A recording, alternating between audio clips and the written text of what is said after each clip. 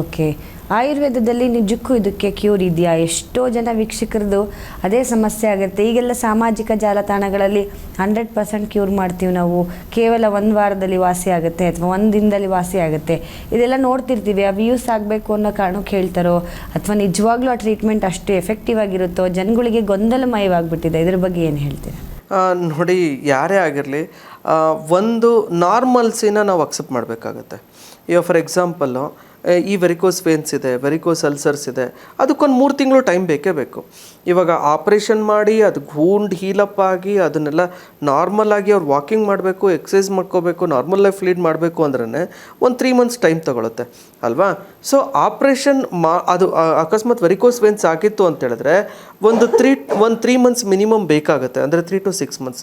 ಅಲ್ಲಿ ಏನಾಗುತ್ತೆ ಅಂದರೆ ಫ್ಯಾಟ್ ಮೆಟಬಾಲಿಸಮ್ ನಾರ್ಮಲ್ ಆಗಿಬಿಟ್ಟು, ಅಂದರೆ ಅಲ್ಲಿ ಏನಾಗುತ್ತೆ, ಯೂಶಲಿ ಫ್ಯಾಟ್ ಮೆಟಬಾಲಿಸಮ್ ನಾರ್ಮಲ್ ಆಗಿ ಆ ಟಾರ್ಕೋಟ್ ವೇನ್ಸ್ ಏನಿದೆ, ವೇನ್ಸ್ ಊತ ಬಂದಿದೆಯಲ್ಲ, ಅದು ನಾರ್ಮಲ್ ಆಗಬೇಕು. ನಾರ್ಮಲ್ ಆಗೋವರೆಗೂ ಅಲ್ಲಿ ರಕ್ತ ಸಂಚಾರ ಸರಿಯಾಗಿ ಆಗಲ್ಲ. ಸೊ ಹಂಗಂದ್ಬಿಟ್ಟು ಒಂದೇ ದಿವಸದಲ್ಲಿ ವಾಸಿ ಮಾಡ್ತೀನಿ, ಒಂದು ವಾರದಲ್ಲಿ ವಾಸಿ ಮಾಡ್ತೀನಿ, ಅಥವಾ ಒಂದು 15 ದಿವಸದಲ್ಲಿ ವಾಸಿ ಮಾಡ್ತೀನಿ ಅನ್ನೋದು ಖಂಡಿತವಾಗ್ಲೂ ಅದು ನಂಬಕ್ಕೆ ತುಂಬ ಕಷ್ಟನೇ. ಯಾಕೆ ಅಂತೇಳಿದ್ರೆ ಅಲ್ಲಿರ್ತಕ್ಕಂಥ ಮೆಟಬಾಲಿಸಮ್ ಫಸ್ಟ್ ಸರಿ ಹೋಗಬೇಕು. ಅಂದರೆ ನಮ್ಮ ದೇಹದಲ್ಲಿ ನಾರ್ಮಲ್ಸಿ ಕೆಲಸ ಮಾಡೋಕ್ಕೆ ಸ್ಟಾರ್ಟ್ ಮಾಡಬೇಕು. ಯಾವಾಗ ನಾರ್ಮಲ್ಸಿ ಕೆಲಸ ಮಾಡೋಕ್ಕೆ ಸ್ಟಾರ್ಟ್ ಆಗುತ್ತೆ, ಆಮೇಲಿಂದ ಆರ್ಗನ್ಸ್ ಕರೆಕ್ಟಾಗಿ ವರ್ಕ್ ಆಗೋಕ್ಕೆ ಸ್ಟಾರ್ಟ್ ಆಗುತ್ತೆ. ಹಂಗಾಗಿ ಆಯುರ್ವೇದದಲ್ಲಿ ಬುಡ ಮುಖಾಂತರ ವಾಸಿ ಆಗುತ್ತೆ, but it will takes time. ಒಂದು 3 to 6 ಮಂತ್ಸ್ ಅಂತೂ ಕರೆಕ್ಟಾಗಿ ಮೆಡಿಸಿನ್ಸ್ ಎಲ್ಲ ಫಾಲೋಅಪ್ ಮಾಡ್ತಾ ಬಂದರೆ 100% ಶೋರ್ ಅದು ಅಲ್ಲಿರ್ತಕ್ಕಂಥ ವೇನ್ಸ್ ನಾರ್ಮಲ್ ಆಗಿಬಿಟ್ಟು ಈವನ್ ಗಾಯಗಳು ಕೂಡ ವಾಸಿ ಮಾಡಿರೋದಿದೆ. ಓಕೆ. ಆಪ್ರೇಷನ್ ಆದಮೇಲೂ ಕೂಡ ಮತ್ತೆ ಬರುತ್ತೆ, ಮತ್ತೆ ಆಪ್ರೇಷನ್ ಮಾಡಬೇಕಾಗುತ್ತೆ ವೆರಿಕೋಸ್ ವೇನ್ಸ್ಗೆ. ಸೊ ಈ ಥರ ಚಾನ್ಸಸ್ ಯಾವ ಥರ ಹಂತದಲ್ಲಿ ಕಾಣುತ್ತೆ? ಖಂಡಿತವಾಗ್ಲೂ ಕೆಲವೊಂದು ಸರಿ ಆಲ್ವೇಸ್ ಆರ್ಟಿಫಿಷಿಯಲ್ ಅಲ್ವಾ? ಅಂದರೆ ಇವಾಗ ಫಾರ್ ಎಕ್ಸಾಂಪಲ್ ಅಲ್ಲಿ ಇವಾಗ ನ್ಯಾಚುರಲ್ ಏನಿದೆ, ನಮ್ಮ ದೇವ್ರು ನಮ್ಮನ್ನು ಸೃಷ್ಟಿ ಮಾಡಿರೋದು, ಆಬ್ವಿಯಸ್ಲಿ ಅದು ಅಂದರೆ ಅದನ್ನೇ ಕ್ಲಿಯರ್ ಮಾಡೋಕ್ಕೆ ನಾವು ಮ್ಯಾಕ್ಸಿಮಮ್ ಪ್ರಯತ್ನ ಪಡಬೇಕು. ಅದು ಬಿಟ್ಬಿಟ್ಟು ಅಲ್ಲಿ ಬೇರೆ ವೇನ್ಸ್ ಹಾಕೋದು ಅಥವಾ ಬೇರೆ ಆಪ್ರೇಷನ್ ಮಾಡೋದು, ಆಬ್ವಿಯಸ್ಲಿ ಅದು ರಿಪೀಟ್ ಆಗೋ ಚಾನ್ಸಸ್ ಇರುತ್ತೆ. ಅಥವಾ ಕೆಲವೊಂದು ಸರಿ ಮತ್ತೆ ಎಗೇನ್ ಇವಾಗ ನಾರ್ಮಲ್ ಇರಲಿದ್ದು ಆರ್ಟಿಫಿಷಿಯಲ್ ಜೋಡಣೆ ಮಾಡಿದ್ದೀವಿ, ಎಗೇನ್ ಮತ್ತೆ ನಿಂತ್ಕೊಂಡೇ ಕೆಲಸ ಮಾಡ್ತಾರೆ, ನಿಂತ್ಕೊಂಡೆ ಎಲ್ಲ ಏನೋ ಅದೇ ಥರನೇ ಕಾರಣಗಳೇನಿದೆ ಅದನ್ನೇ ಮತ್ತೆ ಕಂಟಿನ್ಯೂ ಮಾಡಿದರು ಅಂದರೆ ಆಬ್ವಿಯಸ್ಲಿ ಅದು ಕಾಂಪ್ಲಿಕೇಶನ್ಸ್ ಆಗೇ ಆಗುತ್ತಲ್ವ.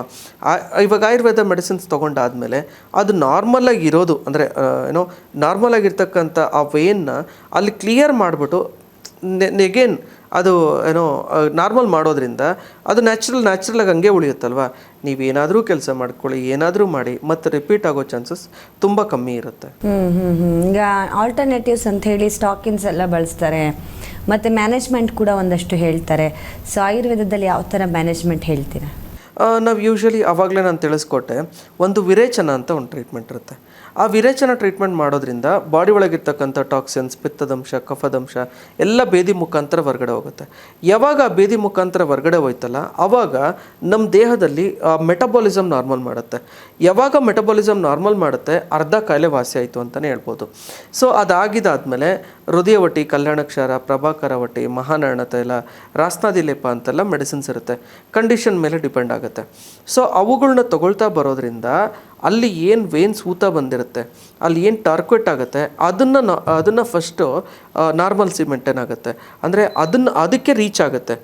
ಆ ವೇನ್ಸ್ಗಳು ನಾರ್ಮಲ್ಸಿ ಮೇಂಟೈನ್ ಆಗ್ತಾ ಅದು ಪ್ರಾಪರ್ ನಾರ್ಮಲ್ ಆಗಿಬಿಟ್ಟು ಅದು ಕಂಪ್ಲೀಟಾಗಿ ವಾಸಿ ಆಗುತ್ತೆ. ಹಂಗಾಗ್ಬಿಟ್ಟು ವಿತ್ ಸೈಂಟಿಫಿಕ್ ರೀಸನ್ ಹೇಳ್ತಾ ಇರೋದು, ಅಲ್ಲಿ ಕಲ್ಯಾಣಕ್ಷಾರ ಇದೆ.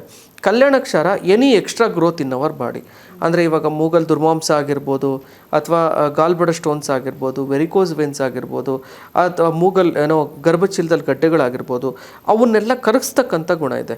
ಅದೇ ರೀತಿಯೇ ಇವಾಗ ಮೈಗ್ರೇನ್ ಹೆಡ್ಡೇಕು ಆಗಿರ್ಬೋದು, ಅಲ್ಲಿ ಆ ವೇನ್ಸ್ನ ನಾರ್ಮಲ್ ಮಾಡ್ತಕ್ಕಂಥ ಗುಣ ಇರೋದ್ರಿಂದ ಸೊ ಅಲ್ಲಿ ಏನು ಟಾರ್ಕ್ವೆಟ್ ವೇನ್ಸ್ ಆಗಿರೋದು ನಾರ್ಮಲ್ ಆಗುತ್ತೆ. ಜೊತೆಗೆ ಪ್ರಭಾಕರ ವಟಿ ಅಂತ ಹೇಳಿದೆ. ಆ ಪ್ರಭಾಕರ ವಟಿ ಏನು ಮಾಡುತ್ತೆ ಅಂದರೆ ಅಲ್ಲಿರ್ತಕ್ಕಂಥ ವೇನ್ಸಿಗೆ ಪದರ ಇರುತ್ತಲ್ವ, ಆ ಲೇಯರ್ಗೆ ಸ್ಟ್ರೆಂಥನಿಂಗ್ ಕೊಡುತ್ತೆ, ಶಕ್ತಿ ಕೊಡುತ್ತೆ. ಇನ್ನೊಂದು ಹೃದಯವಟಿ ಮಾತ್ರೆ ಹೇಳಿದೆ. ಆ ಮಾತ್ರೆ ಏನು ಮಾಡುತ್ತೆ ಅಂದರೆ ಅಲ್ಲಿರ್ತಕ್ಕಂಥ ಫ್ಯಾಟ್ ಮೆಟಬಾಲಿಸಮ್ನ ನಾರ್ಮಲ್ ಮಾಡಿಬಿಟ್ಟು ಅಲ್ಲೇನಾದರೂ ಬ್ಲಾಕೇಜಸ್ ಆಗಿದ್ರೆ ಅದನ್ನು ನಾರ್ಮಲ್ ಮಾಡುತ್ತೆ. ಇನ್ನೊಂದು ಮಹಾನಯನ ತೈಲ ಅಂತ ಹೇಳಿದೆ. ಅದಕ್ಕೆ ಆ ಮಸಲ್ಸ್ಗೆ ಮತ್ತು ವೇನ್ಸ್ಗೆ ಸ್ಟ್ರೆಂಥನಿಂಗ್ ಕೊಟ್ಬಿಟ್ಟು ಅದು ವಾಸಿ ಆಗ್ತಾ ಬರುತ್ತೆ. ಹಂಗಾಗ್ಬಿಟ್ಟು ಮತ್ತೆ ರಿಪೀಟ್ ಕೂಡ ಆಗಲ್ಲ. ಕಂಪ್ಲೀಟ್ ಒಂದ್ಸರಿ ನಾರ್ಮಲ್ ಆಯಿತು ಅಂತ ಹೇಳಿದ್ರೆ ಮತ್ತು ಅಬ್ವಿಯಸ್ಲಿ ಪರ್ಮನೆಂಟ್ ಆಗಿ ವಾಸಿ ಆಗುತ್ತೆ.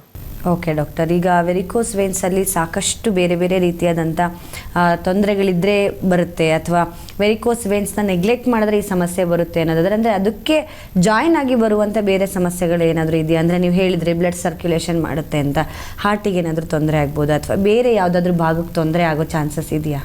ಇವಾಗ ನೋಡಿ, ಅಬ್ವಿಯಸ್ಲಿ ಏನು ಹೇಳ್ತಾರೆ ಅಂದರೆ, ವೆರಿಕೋಸ್ ವೇನ್ಸ್ ಇರುವಾಗ ಹಾರ್ಟ್ ಅಟ್ಯಾಕ್ ಚಾನ್ಸಸ್ ತುಂಬ ಜಾಸ್ತಿ ಇರುತ್ತೆ. ಯಾಕೆ ಅಂದರೆ ಅಲ್ಲಿರ್ತಕ್ಕಂಥ ಥ್ರೊಂಬೋಸಿಸ್ ಆಗಿರ್ಬೋದು, ಅಥವಾ ಅಲ್ಲಿ ಬ್ಲಾಕೇಜಸ್ ಆಗಿತ್ತು, ರಕ್ತ ಸಂಚಾರ ಸರಿಯಾಗಿ ಆಗಿಲ್ಲ ಅಂತಂದಾಗ ಆಬ್ವಿಯಸ್ಲಿ ಹಾರ್ಟ್ ಪ್ರಾಬ್ಲಮ್ ಬರೋ ಚಾನ್ಸಸ್ ಇರುತ್ತೆ. ಇನ್ನೊಂದು ಅಂದರೆ ಮೇನ್ ಕಾಂಪ್ಲಿಕೇಶನ್ಸ್ ಆಗೋದು ಅಲ್ಲಿ ವೆರಿಕೋಸ್ ಅಲ್ಸರ್ಸ್ ಅಂತ ಹೇಳ್ತೀವಿ. ವೆರಿಕೋಸ್ ಅಲ್ಸರ್ಸ್ ಅಂದರೆ ಅಲ್ಲಿ ಗಾಯಗಳ ರೂಪದಲ್ಲಿ ಆಗ್ಬಿಡುತ್ತೆ.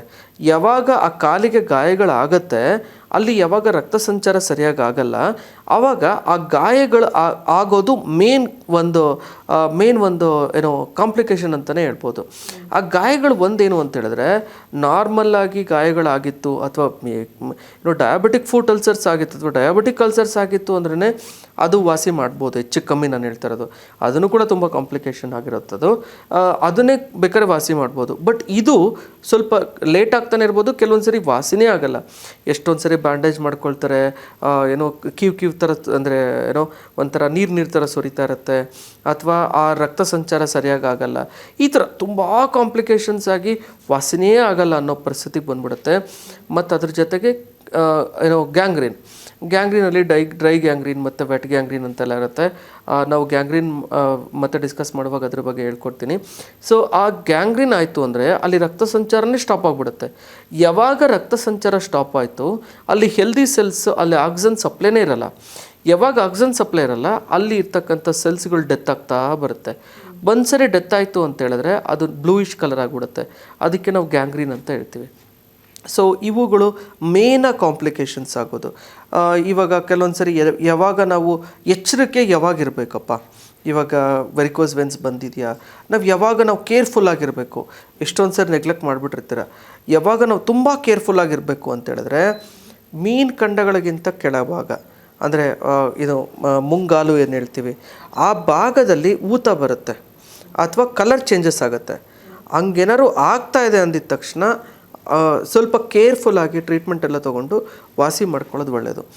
ಅದು ನೆಗ್ಲೆಕ್ಟ್ ಮಾಡಿಬಿಟ್ರಿ ಅಂತ ಹೇಳಿದ್ರೆ, ಅಬ್ವಿಯಸ್ಲಿ ನಾನು ಅವಾಗಲೇ ತಿಳಿಸ್ಕೊಟ್ಟಂಗೆ ಕಾಂಪ್ಲಿಕೇಶನ್ಸ್, ಗಾಯಗಳಾಗೋದು ಅಥವಾ ಗ್ಯಾಂಗ್ರೀನ್ ಆಗೋದು ಆಗ್ಬಿಡ್ತು ಅಂತ ಹೇಳಿದ್ರೆ ಅದು ತುಂಬ ಕಷ್ಟ ಮತ್ತೆ ವಾಸಿ ಮಾಡೋಕ್ಕೆ. ಬಟ್ ಆಯುರ್ವೇದಲ್ಲಿ ವಾಸಿ ಮಾಡ್ಬೋದು, ಟೆನ್ಷನ್ ಮಾಡೋದು ಬೇಡ.